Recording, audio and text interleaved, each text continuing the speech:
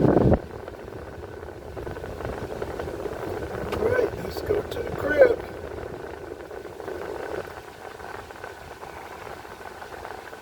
So Dr. Anthony Fauci has been held in contempt of court, which means he can be prosecuted for failure to testify. Because when you get a pardon exonerates you from any wrongdoing or any crime. So it's not the fact that he got a pardon, it's the fact that he had a pardon and did not follow the rules, which means he has been exonerated from any possible crime that can be charged against him. So he had no reason to take the fifth. By him taking the fifth, he violated his pardon. And that also opens the door to all states to prosecute him for crimes against nature. And that also opens another door for any individual families that may have lost a loved one. Y'all hit. It's going to result in the fact if you lost a loved one due to the vaccine, and it's going to come out due to CVID, it's going to come out that either one, the vaccine can be sued. You can sue for the vaccine, and you can sue for the actual COVID, since it was made with taxpayer money. So he created a virus that killed people, and he created a vaccine that killed people. So he can get prosecuted both ways. It's going to go from federal, state, and local, and it's going to go down to individual families. If you can prove that your family member lost his life due to either the vaccine or due to the virus, because the virus was created in Wuhan lab, funded by taxpayer money under the direction of Anthony Fauci, who was also the one who created AIDS. And he created the AIDS vaccine. So he's a victim of his own, what do you call it? He's a victim of his own, put in the comments the word I'm missing. You reap what you sow. That's so strong. He reaped what he sowed. He created a problem, and now he's reaping from it. That's what you get. You try to rule the world. God, he was so slick. She come back to haunt him. It was an 8-5 vote to hold him in contempt. Now, federal, state, and local levels can all go after him. And then each individual family that can prove that their family member was lost due to the virus or due to the vaccine can line up. Can line up.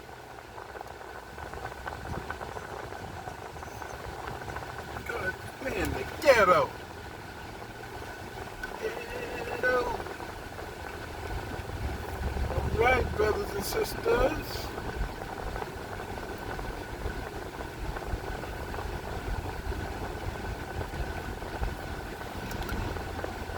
Dramatically, and the folks who are trying to handicap it. It is.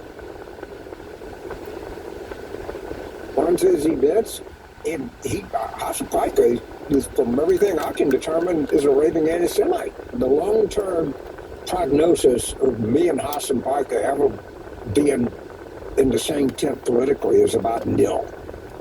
All right, correspondent Mark Meredith reporting live on this out of Washington. Looks like a lot of those Democrats, like James Carville, are distancing themselves from him. Sandra, you're right, but Hassan Piker is also playing a larger role in this year's midterms. He's only 35 years old, but he's become a celebrity on the left, but also vilified on the right because of some of his past comments, especially about 9/11. Piker recently joined with squad member Congresswoman Ilhan Omar to rally for State Assemblywoman Francesca Hong in Milwaukee, the self-proclaimed Democratic Socialist who is leading in the gubernatorial primary polls. Piker also helped boost Abdul El-Sayed, who won the Michigan Democratic Senate primary this week. Some Democrats fear, though, the party's poll to the far left could be a major problem for how voters see them nationally. A lot of the things that he has done and said during the primary, we're going to come back to haunt, like campaigning with a guy that loves Hamas and is very proud to stand with communist regimes. So you're talking about Hassan Piker? Oh, yeah, definitely. Republicans, including President Trump, appear to be thrilled with the outcome, arguing voters are going to embrace their message over socialism. Once El-Sayed became the favorite for that nomination, and now that he's actually become the nominee, Democratic chances have fallen dramatically. You can see it right here, cash your prediction odds. Take a look here, chance to win the Michigan Senate race. You go back to April at this point in the month, Dems had a 79% chance. Look how that number has fallen dramatically. Down we go into Lake Michigan. Now we're talking about just a 59% chance, while Mike Rogers, the Republican nominee, look at this, 21% chance, basically doubling, now up to a 41% chance. So the people who are putting their money where their mouths are quite skeptical at this point, or at least significantly more skeptical, that Democrats will be able to hold on to the Michigan Senate seat with El-Sayed as the nominee, though I still should note he is the slight favorite here, but given Michigan being a purple state and given where Trump's approval rating is, I think it's quite surprising that his numbers are not significantly higher. Let's talk about where things broke down and what that means for the future. El-Sayed talks about being the candidate for the working family, the working class. How did they vote for him? Yeah, this I think is the big problem. Like, Democrats have been hemorrhaging working class voters, voters without a college education. El-Sayed comes in, the great promise of him, so my populist message, I can connect with those voters. Well, in the primary, it didn't happen. Take a They can afford housing in Berkeley. I don't know how that works. Well, my understanding is that the property owners who have properties there choose just not to rent it at all. Yeah, kill them. Kill those motherfuckers and murder those motherfuckers in the street. Let the streets soak in their f***ing red capitalist bloods, dude. You are all unbelievably Islamophobic pieces of okay? You literally called the dude a terrorist for months on end and called him a sexist, misogynist, terrorist, bad candidate, fake doctor when he has 2 degrees. And now you're going to sit there and be like, well, you've really got to come to me now. What are you talking about? Yeah. The Democrats have pulled open the kimono wide open and have not gone liberal, have gone way beyond libtard, and are now trying to install actual terrorists into the United States Senate. They had a hearing yesterday about the Muslim Brotherhood. No Democrats showed up. Not a single one even showed up to the hearing, where the testimony directly tied Abdul Sayed to a terrorist organization. Let that sink in. The Democrats have gone so far commie that they're willing to look the other way on somebody who potentially, allegedly, let's say it that way, allegedly has terrorist ties. Not maybe, didn't have a Nazi tattoo, wasn't sending weenie pics to some woman, wasn't beating his girlfriend, didn't throw a Coke bottle up somebody's head. No, none of that. That's old news. That's nothing compared to what they're doing now. Now they've gone full cuckoo, or not cuckoo, maybe this is by design, and opened this so-called big tent to actually letting alleged terrorists in the tent. And we're supposed to sit back and just say, okay, you guys can have all these people in the tent. You really think President Trump is going to sit back and allow this? I don't care what the media says. I don't care what the panicans say. I don't care what the grifters say. There is no way the man who loves his country the way he does is going to allow this to occur, which is maybe why they're trying to come up with all kinds of different leaks and everything else, because this can't materialize. We cannot let this happen. Yeah, I understand you guys want to, make sure you remove babies. Yeah, we had to deal with that. And we understand that you want to give SNAP benefits to everybody. Yeah, I understand that. And you want to, let millions of people come across the border, but you think you're crossing the line now. The line with the people coming across the border was bad enough, and you shoved it down our throat and rubbed it in our faces. Then you also decided that you were going to launch this jabademic and make everybody go ahead and take these jabs. And you did it. And now you're feeling so emboldened, so completely confident that you run things, that you're going to run a alleged terrorist as a United States Senator. Never mind all the other social commies that you put into different offices. This infamy, this disease has to be reckoned with. President Trump, the other day, he said this. Communism is the greatest threat to our country in its history, including even World War I, World War II, Pearl Harbor, 9/11. I think it's the greatest threat. I could be the greatest communist in history. I tell everybody here, would you like a free house? We'll take one from your neighbor. Would you like free rent? We'll take it from whoever. We'll take the building away from the landlord that makes 2%, and we'll run the building ourselves. What they don't say, and what Republicans should say, is that at the end of the year, you'll have nothing but death, squalor, poverty. You'll have a life of hell. And that's what happens every single time. Why do you think he can say that? It's simple. All we have to do is look at history. Those who don't know.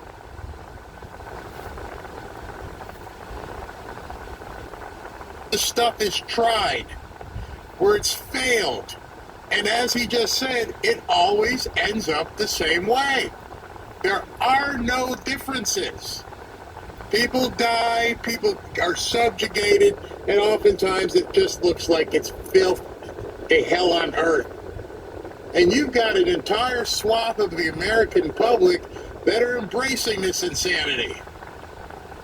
And so now I feel like it's almost like our Normandy. Now we've got to fight back. We have got to just eradicate this stuff. President Trump, as SB just sent me, President Trump just posted this literally about 5 minutes ago. For our great Republican senators, friends of mine all, please be advised that the communist Democrat Senator candidate from Michigan, I'm going to try and say this, Abdul Rahman, and yeah, don't tell me to keep your name out your mouth, I'll say it like I can say it. Abdul Rahman Mohammed Al-Sayed is touting as perhaps his single most important point, the termination of the filibuster. I watched him yesterday, and he's gone termination crazy. If he succeeds, the Democrats will gain 4 senators,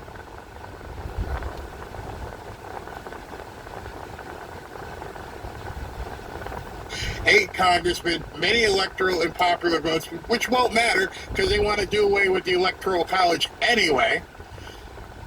A stacked Supreme Court with 23 justices, and I will be, sadly, despite the great job we are doing, the last Republican president ever, Donald J. Trump.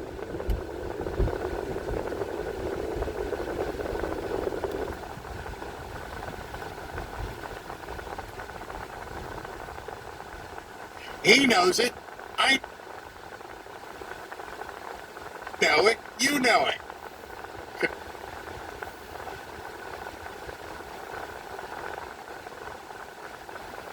Conversely, I also know if we were to pass the Save America Act, we would be seeing the end of the Democrat Party. And so it leads you to try and think to yourself, we're looking at two political extinction level events. You remember the movie when the asteroid hit, they called them Ellie. Extinction level events. We are facing two extinction level events. One, they are going to make Republicans, MAGA, and most of America extinct. On the other, we, with the Save America Act, could drop our own Ellie and make the Democrat Party extinct. Their party is hell-bent on making it happen. They are trying to facilitate anything they possibly... Oh boy, hold on. I got a break. They just cut to the White House. President Trump is speaking live right now. I don't know what this is, but here we go. Hold on. Maybe there's a deal. Like this for forever. Under President Biden, the last part of his presidency, he lost 220,000 manufacturing jobs.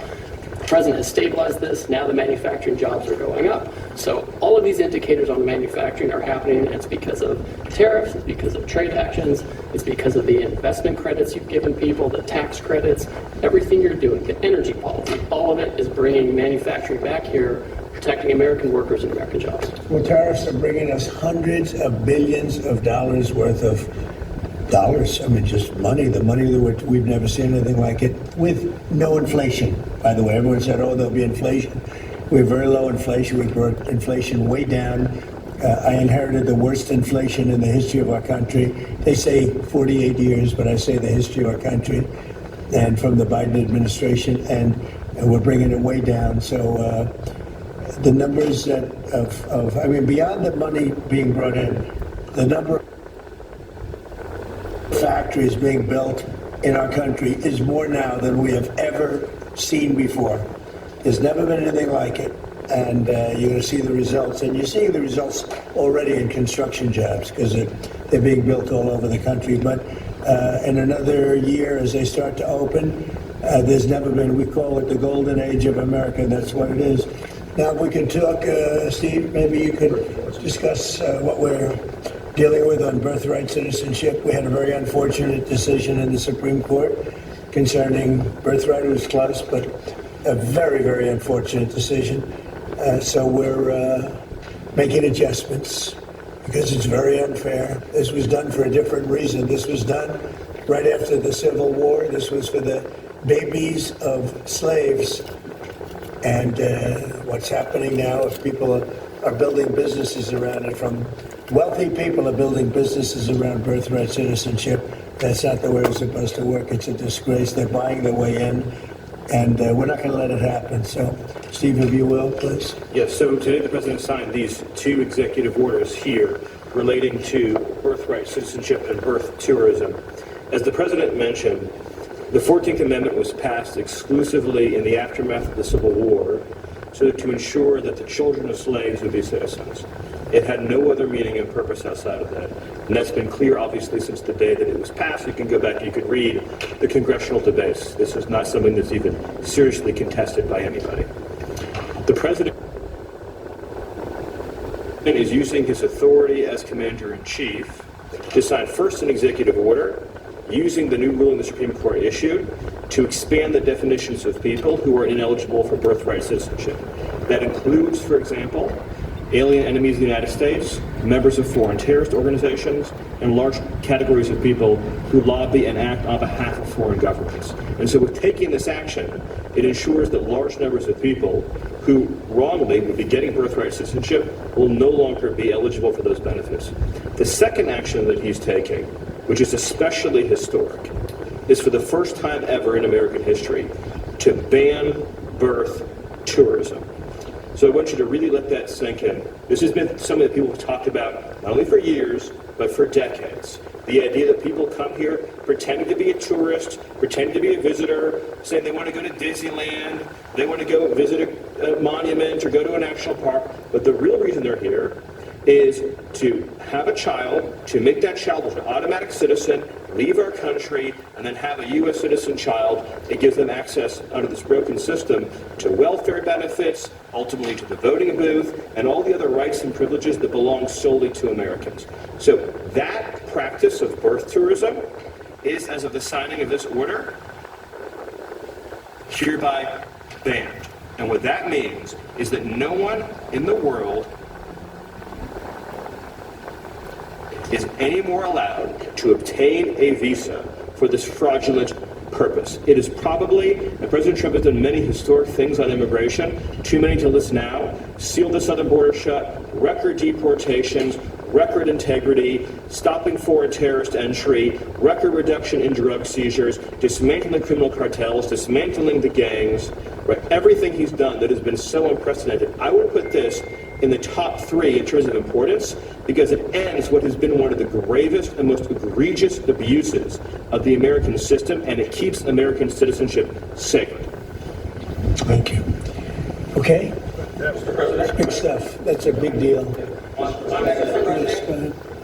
Thank you. On the birth tourism executive order, what are the plans for enforcement in terms of cracking down on tourism hotels this coming? So we're cracking down very big crackdowns, and this will give us the right to do it in a much more forceful manner. But they've taken birthright citizenship and they've made a joke out of it. And we're actually the only country of size, I think just about the only country, period, that does birthright citizenship. I thought we were going to win it at the Supreme Court. Unfortunately, we had a bad decision, very unfair decision. Our country suffers because of it, and we're ending it a different way. Mr. President, at the Supreme Court, John Sauer, the Solicitor General, did not have an answer as to how many individuals take advantage of birth tourism. Is there a number that you I'll tell you right now, hundreds of thousands, okay? Hundreds of thousands. You have one man came in with a family, said he had 56 children. Another one came in, they said they had 98 children. This was not what it was for. This was meant for the babies of slaves. It was right after 1 week or 2 weeks after the Civil War ended.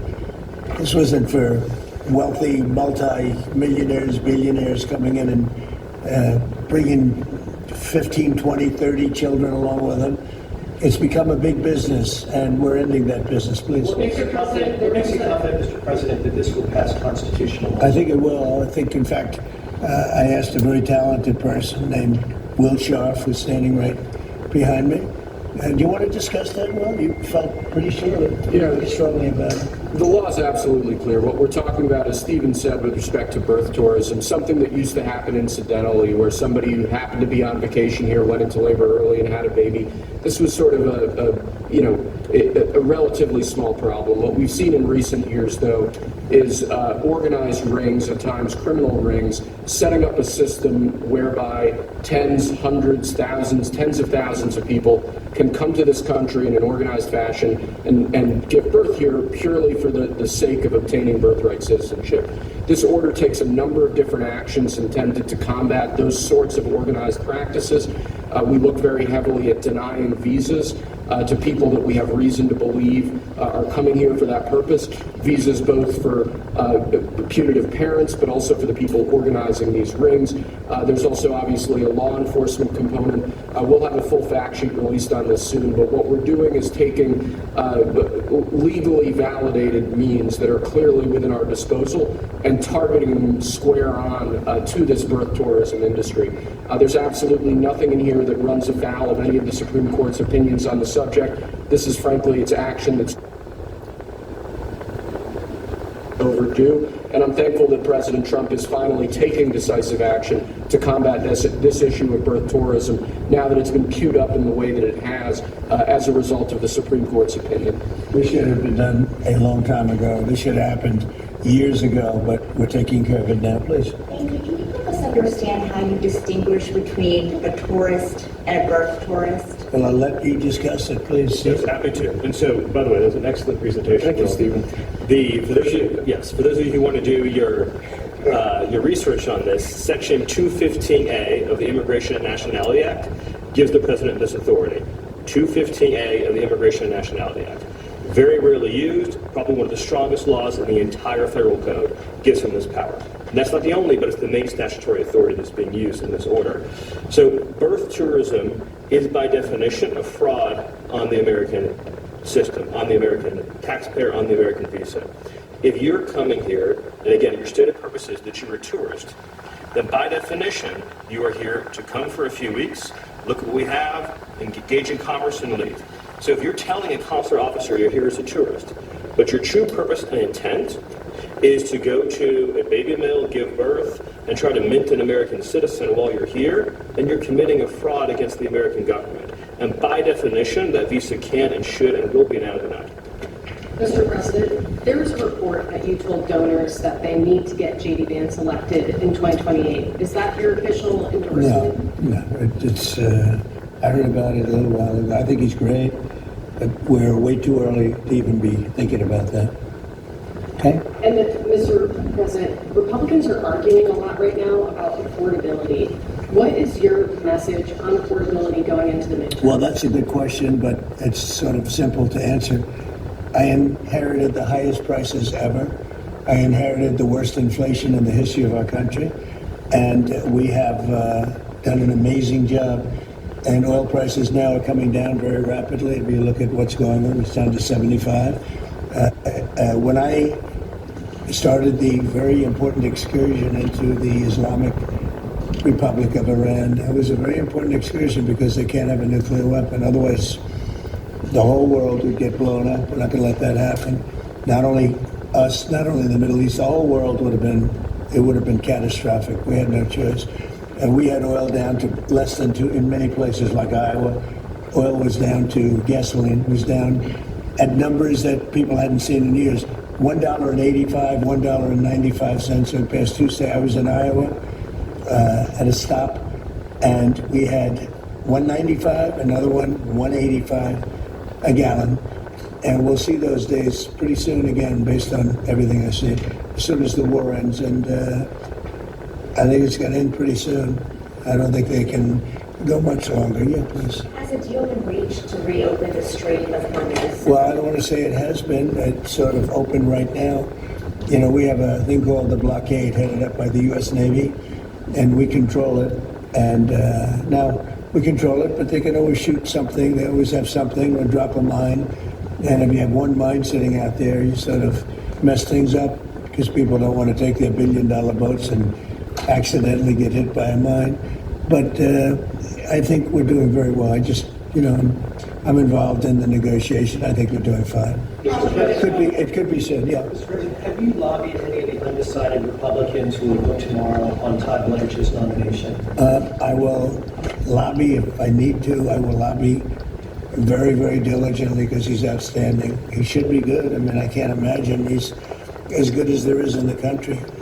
People have such unbelievable respect for Todd Blanchard, so hopefully that won't be necessary. I spoke to some people, I did, but hopefully it'll all work out very well for the country because you're not going to find better than Todd Blanchard. Will you reach out to Senator Murkowski, Senator Cassidy, for instance? Let's see if we need anybody. I'll reach out to whoever I have to, but anybody voting against him would be doing a great disservice to the country. Please. Mr. President, the deadline for Representative Max Miller to withdraw from his race is coming up next week. Do you believe he should withdraw?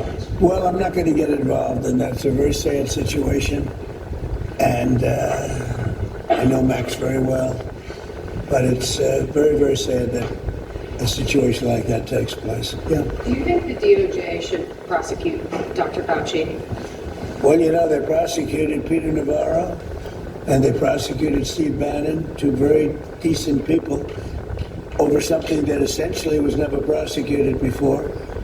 And there are sort of telltale signs of similarity. And they went to jail for a number of months over something that I saw one of the analysts said they used to laugh at it in the Justice Department when something like that was referred. But Merrick Garland prosecuted two very decent people and sent them to jail. I wasn't president. I would have given him a pardon in 2 seconds. But I wasn't. It was after I left. They waited till after I left, and then they prosecuted these two people. And they ought to be ashamed of themselves. So when you see that happen, you sort of say maybe he should. What he did is far more serious than a lot of crimes, frankly. But they prosecuted 2 people where nothing like that has ever taken place before. President, on munitions, you posted overnight that the U.S. has a massive amount, and you denied there were any shortages. There is a supplemental request for $21 billion to restock. So why is that request still there? If there's Because we need more all the time. I mean, we need more. Look, we gave tremendous amount to Ukraine. The Biden people did. And they were given free of charge. No charge. No charge. Billions, hundreds of billions of dollars. And fortunately, I built up so much during my term. I rebuilt the military and also loaded it up with a lot of stuff. And we have certain types of munitions that are very powerful, that we have virtual unlimited supply. We have others where it's a little bit tighter, and we're getting them in on a daily basis. As you know, our defense companies are building more plants right now than at any point in history. They're building plants for the Patriots, for the Tomahawks, for everything. But we have certain types of munitions which are very, they may not be as accurate. They may not be, they're not as elite. We have elite too, but we're watching that very closely. But we have certain types which are very powerful and very good, and we have an unlimited supply, and so we're in great shape. But with that being said, we always want more. We have to have more. We have other things maybe come up. You maybe come up and maybe don't come up. Hopefully nothing else does come up. But we're in very good shape. We have literally massive amounts of ammunition. Yeah. Mr. President, on Ukraine, President Zelensky says his country desperately needs long-range missiles or those Patriot missile batteries. Is that something that you're... Well, I mean, we want missiles too. When Biden gave him so much, Biden gave $300 billion worth of ammunition. When I left, it was full, and he gave a lot of it away. Now we're rebuilding it, and we're using munitions that are very powerful, very good, but we wouldn't have been using them. We could have used something else. But these are a little bit older type, equally as effective, and it's things that we have so much. Plus, we have supplies of munitions all over the world that if we ever needed them, we'd take that. We're supplied all over the world, but we're in very, very good shape.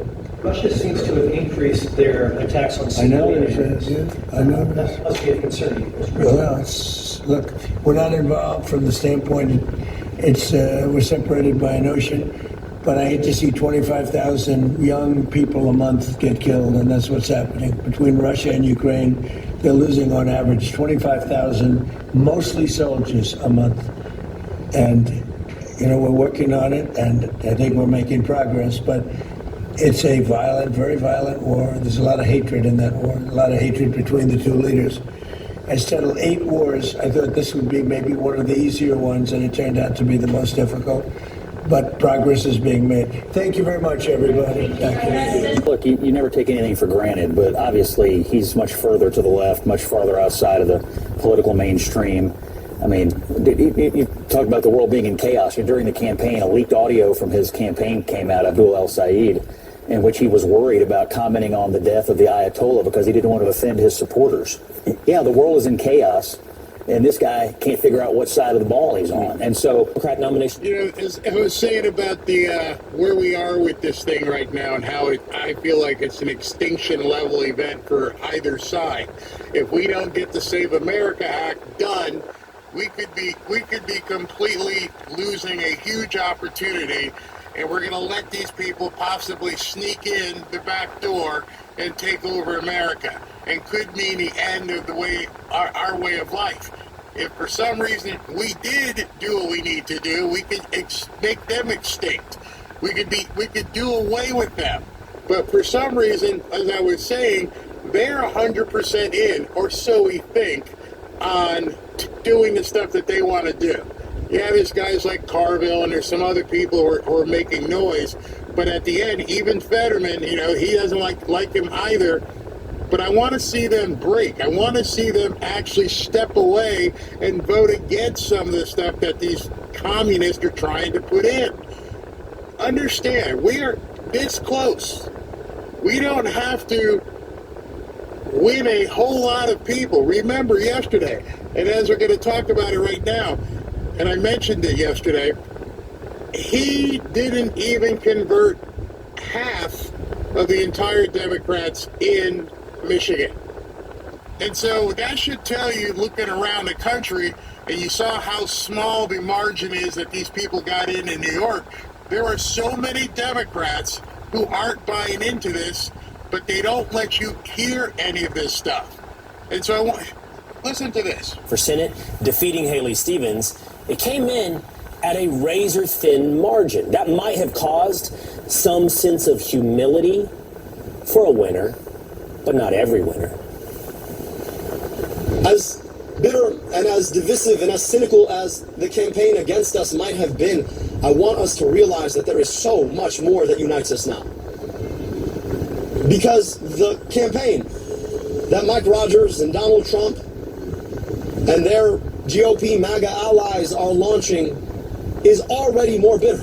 You know, they think they want to use my whole name against me. Mike, listen, man, if you can't say the name, it's Abdurrahman, keep the name out your damn mouth. I don't even know what you just said.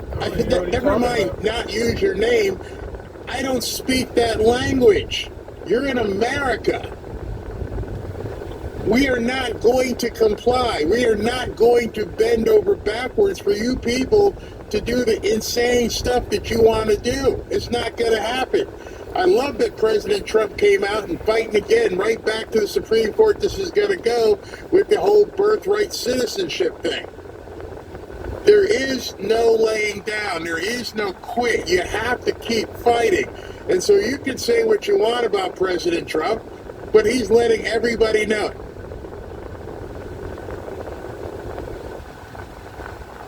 A, I am not going to deal with these communists. B, I'm going to keep fighting and try to get this birthright citizenship thing destroyed as well, because he knows what that means to the Democrats. Again, another extinction level event. If they can't come here and have babies and get on welfare and SNAP and everything else just because they're having the baby in the United States, that is a huge blow. And so now it's going to be part of the midterm campaigns. He just threw that nuke into the fire. Everybody is going to have to take a side with that. I'm not sure if you realize that by President Trump coming out and saying what he just said and what they're doing right now, they have just made this another campaign issue. People were chatting to me and they were like, why is the press so subdued? Because they haven't been told how to react yet. See, when he drops something and he comes on unannounced and they don't know, they're not prepared to ask questions.